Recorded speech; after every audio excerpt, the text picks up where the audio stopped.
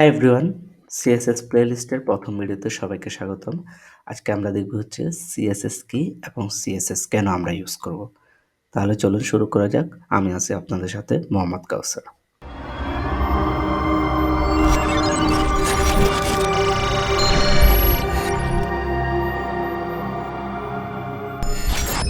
এখন যদি আমরা জানতে চাই যে সিএসএস কি, সিএসএস কি আমরা জানতে চাইলে প্রথমে আমাদেরকে জানতে হবে যে সিএসএস এর ফুল মিনিং কি।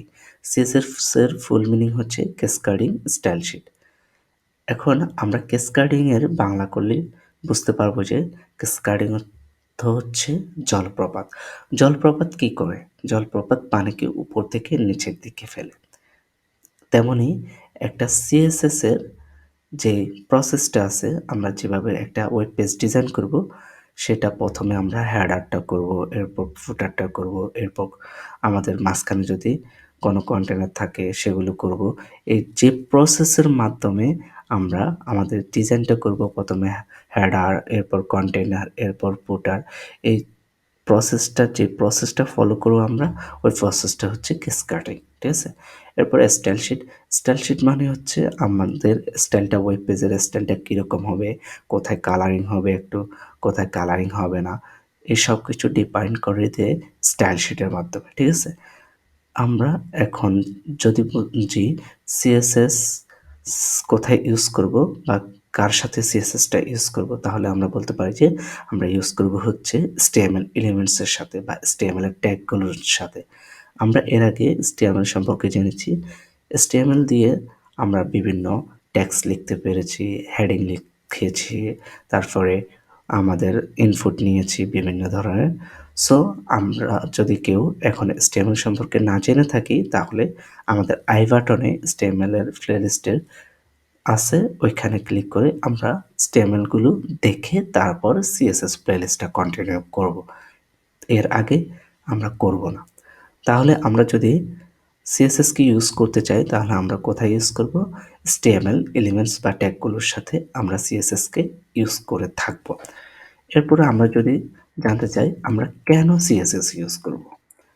সিএসএস ইউজ করব হচ্ছে আমাদের কোনো একটা ওয়েব পেজকে ডিজাইন করার জন্য, আমাদের ওয়েব পেজে কোথায় একটা ছবি থাকবে, কোথায় একটা হেডিং থাকবে, কোথায় প্যারাগ্রাফ থাকবে, কোথায় ফুটার থাকবে, এসব কিছু ডিফাইন করে দেওয়ার জন্য আমরা সিএসএস ইউজ করব। এছাড়া আমাদের টেক্সট কালার করার জন্য বা ব্যাকগ্রাউন্ড কালার করার জন্য, ট্রানজিশন, অ্যানিমেশন, এসব কিছু ইউজ করার জন্য আমরা সিএসএস ইউজ করে থাকব।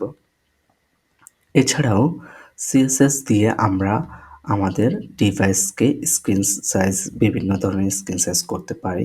যেমন আমরা আমাদের ল্যাপটপে কীরকম দেখা যাবে আমাদের ওয়েবসাইটটা, ডেস্কটপে কীরকম দেখা যাবে, মোবাইলে কীরকম দেখা যাবে, ট্যাবে কীরকম দেখা যাবে, এসব কিছু রেসপন্সিভভাবে আমরা ইউজ করতে পারি সিএসএস এর মাধ্যমে। সো আমরা যদি এখন একটা ছোট্ট একটা উদাহরণের মাধ্যমে সিএসএস কে বুঝতে চাই, তাহলে এখানে দেখতে পাচ্ছি আমরা ধরেন একটা বিল্ডিং তৈরি করব। তাহলে আমাদেরকে প্রথমে কি করতে হবে? একটা স্ট্রাকচার ডিজাইন করতে হবে।